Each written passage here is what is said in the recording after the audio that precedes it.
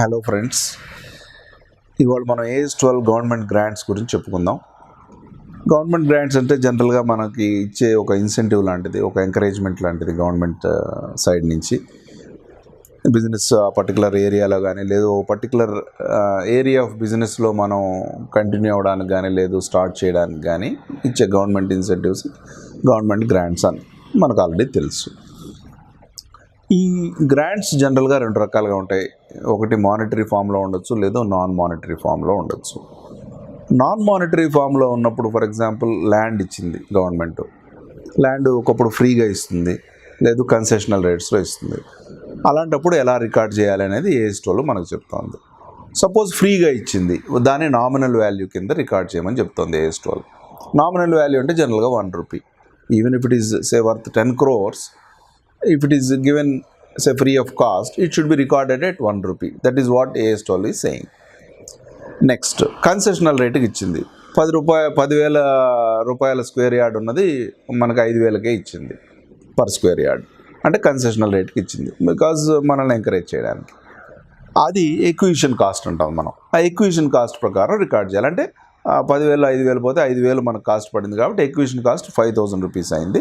5,000 per square yard చొప్పున మనం record చేసి చూపించాలి. సో నాన్ మానిటరీ గవర్నమెంట్ గ్రాంట్స్లో మనం మెయిన్ అబ్జర్వ్ చేయాల్సింది ఏమిటంటే ఫ్రీ ఆఫ్ కాస్ట్ ఇచ్చినప్పుడు అసలు రికార్డ్ చేయకుండా ఉండకపోవడం, అలాగే కన్సెషనల్ రేట్కి ఇచ్చినప్పుడు కూడా ఫుల్ వాల్యూకి రికార్డ్ చేయడం లాంటివి AS12 పర్మిట్ చేయదు. సో ఈ 2 పాయింట్లు మనం గుర్తుపెట్టుకోవాలి. Then monetary grants. మానిటరీ గ్రాంట్స్లో 2 రకాల గ్రాంట్స్ ఉంటాయి. ఒకటేమో ఒక స్పెసిఫిక్ అసెట్ కోసం ఇవ్వచ్చు గ్రాంట్, లేదు రెవెన్యూ గ్రాంట్ కోసం. రెవెన్యూ గ్రాంట్ అని చెప్పేట అంటే ఇన్ జనరల్ వాటి ట్రీట్మెంట్ ఎలా ఉందో చూద్దాం.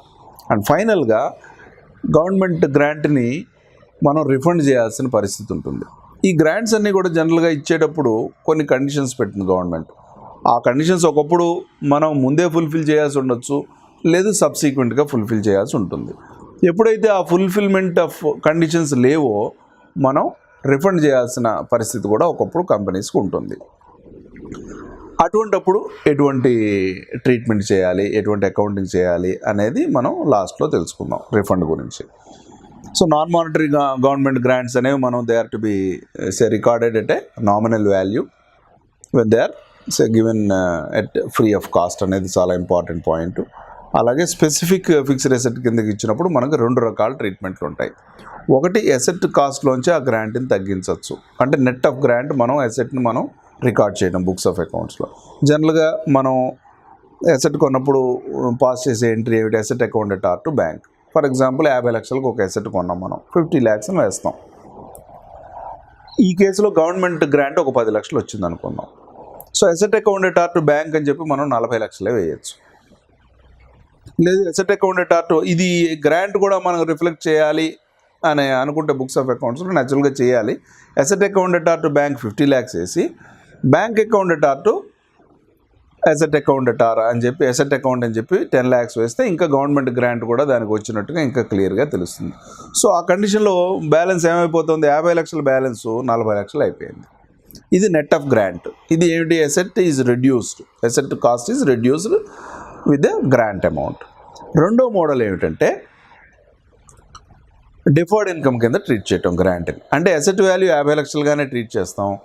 ఈ 10 లక్షలని గవర్నమెంట్ గ్రాంట్ని డిఫర్డ్ ఇన్కమ్ కింద ట్రీట్ చేసి అసెట్ మీద డిప్రిసియేషన్ ఎలా కడుతూ ఉంటామో, సపోజ్ దాని యూస్ఫుల్ లైఫ్ 5 ఏళ్ళు ఉందో 10 ఏళ్ళు ఉందో, ఈ డిఫర్డ్ ఇన్కమ్ గ్రాంట్ని కూడా మనం 5 ఏళ్లకో 10 ఏళ్లకో ఎవ్రీ ఇయర్ మనం దాన్ని P&Lకి తీసుకెళ్తాం. ఇనీషియల్గా దాన్ని ఒక లైబిలిటీ లాగా ట్రీట్ చేసి ఆ లైబిలిటీని డెబిట్ చేసి P&Lకి క్రెడిట్ చేస్తే అది డిఫర్డ్ ఇన్కమ్ లాగా ఉంటుంది. అంటే ఏమిటి, అది కూడా it is like amortisation of deferred government grant.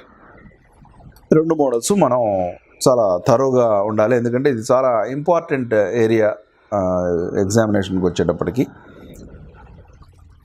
First దాంట్లో మనకేం ప్రాబ్లం ఏమి ఉండదు. అసెట్ అకౌంట్ని తగ్గించేస్తున్నాం బ్యాలెన్స్ని. సో అసెట్ టు బ్యాంక్ అంటున్నాం, బ్యాంక్ టు అసెట్ అంటున్నాం, అయిపోయింది. సాల్వేజ్ వాల్యూ అన్న ఉంది, అలాగే residual life of the asset మనకు తెలుసు. మామూలు డిప్రిసియేషన్ మనం ఎలా క్యాలిక్యులేట్ చేస్తాం అలా క్యాలిక్యులేట్ చేసి depreciation to asset, P&L to depreciation, ఈ నార్మల్ ఎంట్రీస్ వేస్తాం. దీంట్లో ప్రాబ్లం ఏం లేదు. డిఫర్డ్ గ్రాంట్ కింద మనం ట్రీట్ చేసేటప్పుడు మాత్రం అసెట్ వాల్యూని మనం మార్చం. అంటే ఏమిటి, 50 లక్షలు ఉంటే 50 లక్షల కిందే మనం దాన్ని ట్రీట్ చేస్తాం. అంటే అట్టంటప్పుడు ఎటువంటి ఎంట్రీ చేస్తాం, మామూలుగా asset account at R to bank 50 lakhs వేసేసాం. Second entry instead of bank account at R to fixed assets account, ఇక్కడ bank account at R to deferred government grant account. అంటే ఏంటి, డిఫర్డ్ గవర్నమెంట్ గ్రాంట్ అకౌంట్ అనేది ఒక లైబిలిటీ లాగా మనం ట్రీట్ చేసి అసెట్నేమో asset value 50 lakhsగానే ఉంటాం. ప్యారలల్గా ఒక డిఫర్డ్ గవర్నమెంట్ గ్రాంట్ అనే 10 lakhs లైబిలిటీ క్రియేట్ చేస్తున్నాం.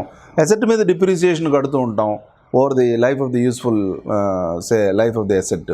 అలాగే అదే పీరియడ్కి మనం డిఫర్డ్ గవర్నమెంట్ గ్రాంట్ మీద కూడా ఇన్కమ్ని మనం P&Lకి ట్రాన్స్ఫర్ చేస్తాం. ఒక 1 yearకి మనం జర్నల్ ఎంట్రీస్ కనుక చూస్తే ఆ మోడల్ మనకు ఈజీగా అర్థమైపోతుంది. Asset account at R to bank 50 lakhs వేసాం. Bank account at R to deferred government grant account 10 lakhs government grant received అని చెప్పి వేసాం. డిప్రిసియేషన్లో ఇక్కడ ఏం చేంజ్ ఏమి ఉండదు. సాల్వేజ్ వాల్యూ అన్న ఉంటే తీసేసి 50 లక్షల్లోంచి సపోజ్ 5 లక్షలు సాల్వేజ్ వాల్యూ అనుకుందాం. 50 - 5 45 లక్షలు, 5 years యూస్ఫుల్ లైఫ్ అనుకుందాం. స్ట్రైట్ లైన్ డిప్రిసియేషన్ మెథడ్ అనుకుందాం. సో 45/9 5 lakhs, అదే 45/5 9 lakhs అయింది depreciation. So depreciation account at R to fixed asset 9 lakhs మనం కంటిన్యూ చేస్తాం. వేరేజ్ మనకి ప్యారలల్గా ఏమొచ్చింది, డిఫర్డ్ గవర్నమెంట్ గ్రాంట్ అనే లైబిలిటీ కూడా క్రియేట్ చేసాం. అది 10 లక్షలు వచ్చింది. యూస్ఫుల్ లైఫ్ ఎంత అనుకున్నాం, 5 ఏళ్ళు అనుకున్నాం. సో 5 ఏళ్ళ కంటే ఏమిటి, పర్ యానం మనం 2 lakhsని మనం దాన్ని P&Lకి తీసుకెళ్తాం. ఆ P&Lకి ఎలా తీసుకెళ్తాం, deferred government grant account at R to P&L account అని చెప్పి 2 lakhs వేస్తాం. సో ప్యారలల్గా 9 lakhs డిప్రిసియేషన్ వేసుకుంటున్నాం. అలాగే డిఫర్డ్ గవర్నమెంట్ గ్రాంట్ నుంచి ఒక 2 lakhsని P&Lకి క్రెడిట్ ఇస్తున్నాం. సో P&Lకి debit 9 lakhs, credit 2 lakhs, net యాక్చువల్గా 7 lakhs. ఈ మోడల్లో ఇలాగే చేయాలి. ఒకప్పుడు ప్రాబ్లంలోనే అడుగుతాడు, deferred say it is treated as deferred government grant separately, it is not reduced from the cost of the asset అని అన్నప్పుడు మనం క్లియర్గా ఎంట్రీస్ వేసేటప్పుడు ఇలా జాగ్రత్తగా వేయాలి. లేదు ఒకప్పుడు 2 రకాల పద్ధతిలోనూ చేయమనవచ్చు. లేదు అసలు ఏమీ చెప్పకుండా ఇది 50 లక్షల రూపాయలు, 5 లక్షలు సాల్వేజ్ వాల్యూ, 10 లక్షలు గవర్నమెంట్ గ్రాంటు అని ఈ ఇన్ఫర్మేషన్ అంతా ఇచ్చి how do you treat as per the relevant accounting standard అంటాడు. AS12 అని కూడా అనడు ఒకప్పుడు. సో AS12 అని మనం రాస్తూ గవర్నమెంట్ గ్రాంట్స్ అని రాస్తూ 2 రకాల పద్ధతులు అని చెప్పి 2 రకాల ప్రకారం వాడు అడిగిన జర్నల్ ఎంట్రీస్ ఏమైనా ఒకప్పుడు ఒక ఇయర్కి ఏమనొచ్చు, లేదు ఎలా ట్రీట్ చేస్తారు అన్నప్పుడు ఒక 1 yearకి ఈ ఎంట్రీస్ ఆ ఎంట్రీస్ కూడా వేసి మనం సాల్వ్ చేయాల్సి ఉంటుంది. ఇది with respect to government grants, with respect to specific fixed assets. అలాగే మనకి రెవెన్యూ గ్రాంట్స్ ఉంటాయి. రెవెన్యూ గ్రాంట్స్కి ఏమిటి, మనం అక్కడ ఏమి పర్టికులర్గా ఒక అసెట్ కోసం అని చెప్పి కానీ లేదు అది నాన్ మానిటరీ కిందకి రాదు. అటువంటి గ్రాంట్స్ని మనం ఎలా ట్రీట్ చేయాలి, దాన్ని డైరెక్ట్గా మనం P&Lకి క్రెడిట్ చేసుకోవచ్చు. ఇది చాలా important. So in case of revenue grants, they are recognized directly or they are directly credited to the P&L account either separately or లేదు మనకు అదర్ ఇన్కమ్ అని జనరల్గా ఒక హెడ్ ఉంటుంది, ఆ అదర్ ఇన్కమ్కి యాడ్ చేసుకోవచ్చు. బట్ డిస్క్లోజర్లో మాత్రం గవర్నమెంట్ గ్రాంట్స్కి సంబంధించిన 1-2 డిస్క్లోజర్స్ ఉన్నాయి. మీరు ఆల్రెడీ థీరీస్ అయితే తెలుస్తుంది. అంటే method of accounting for AS12 government grants ఏమేమి ఫాలో అయ్యారు అనేది డిస్క్లోజ్ చేయాలి. అలాగే ఏ రకమైన గ్రాంట్లు మనకు వచ్చినాయి అనేది మనం డిస్క్లోజ్ చేయాల్సిన అవసరం ఉంటుంది. ఇంకపోతే ఇంకొక రకమైన type of government grant promoters contribution నేచర్లో ఉంటుంది.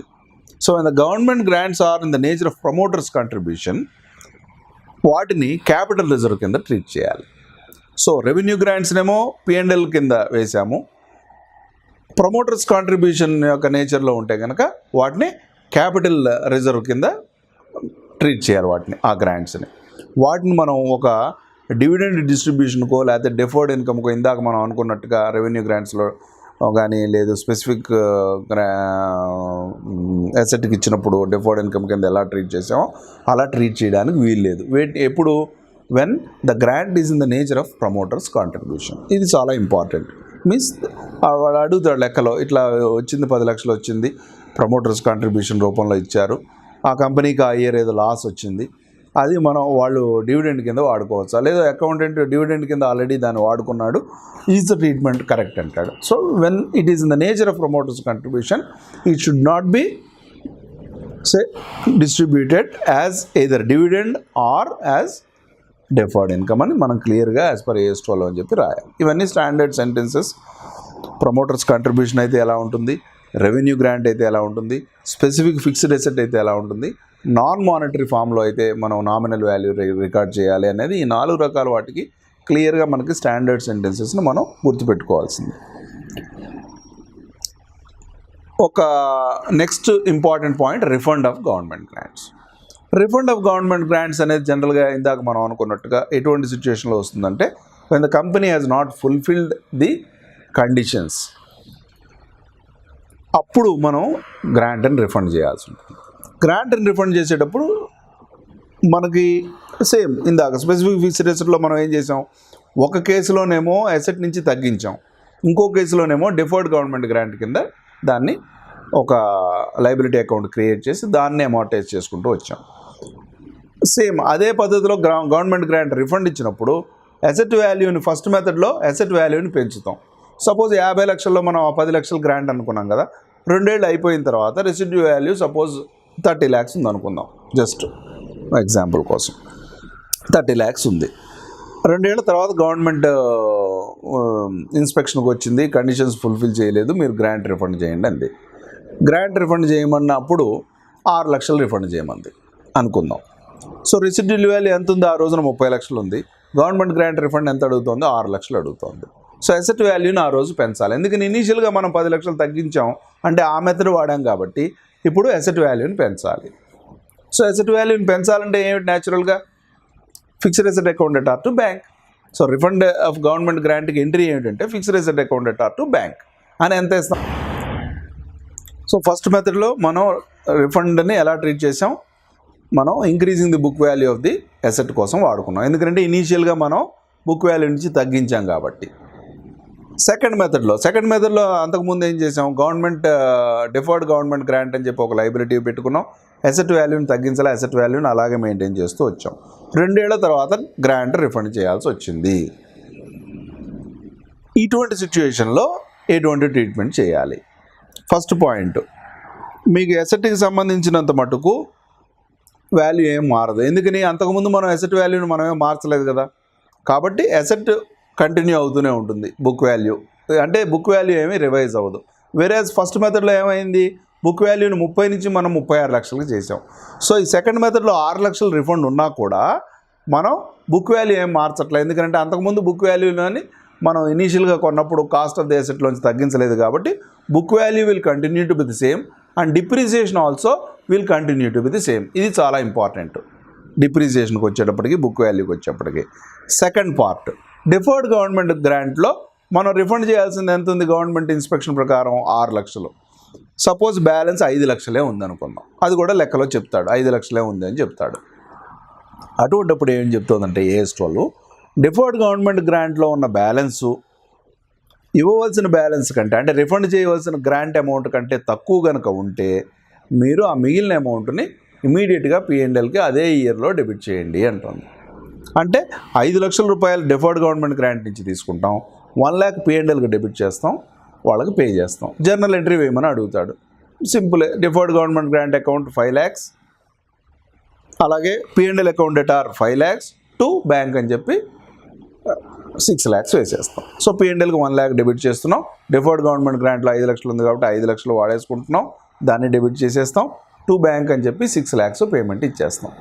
సో ఈ సెకండ్ మెథడ్లో మీరు గుర్తుపెట్టుకోవాల్సింది P&L నుంచి ఎంత తీసుకోవాలి అనేది చాలా ఇంపార్టెంట్. జర్నల్ ఎంట్రీలో అది కూడా పార్టు. అలాగే బుక్ వాల్యూ కానీ డిప్రిసియేషన్ అమౌంట్ కానీ మారదు అనేది సెకండ్ మెథడ్లో. Means when the grant initially was credited to deferred government grant.